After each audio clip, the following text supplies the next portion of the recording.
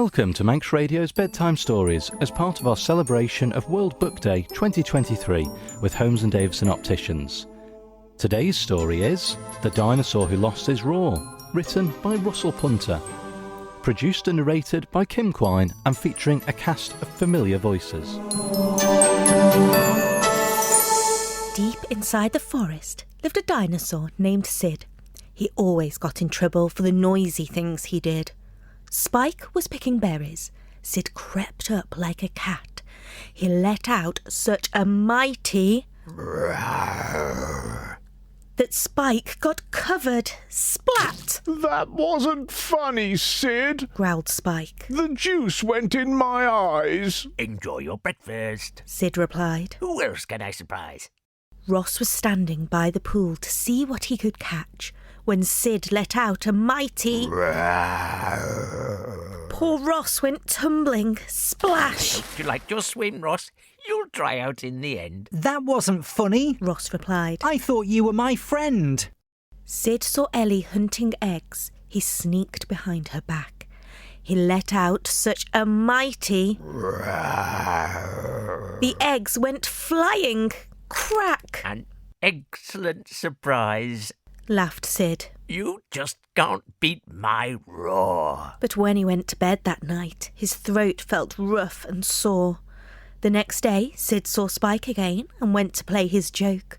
But when he tried to give a roar, what came out was a... Ha ha! Sid, you've lost your roar. You can't scare me anymore. Ross was balanced on a rock. Sid went to scare him off. But when he tried to give a roar, what came out was a... Ha ha, Sid, you've lost your roar.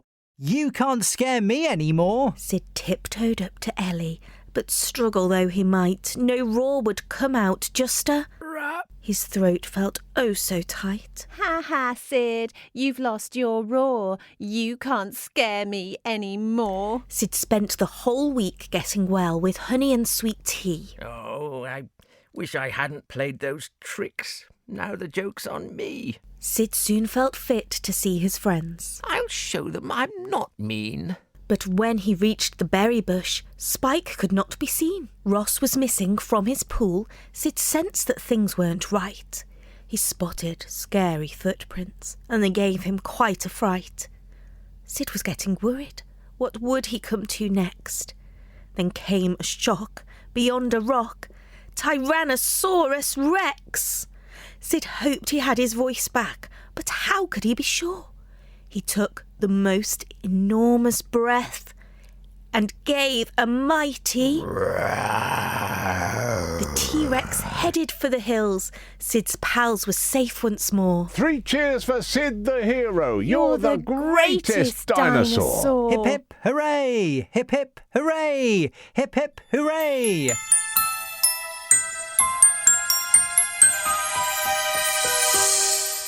Thank you for joining us for today's bedtime story.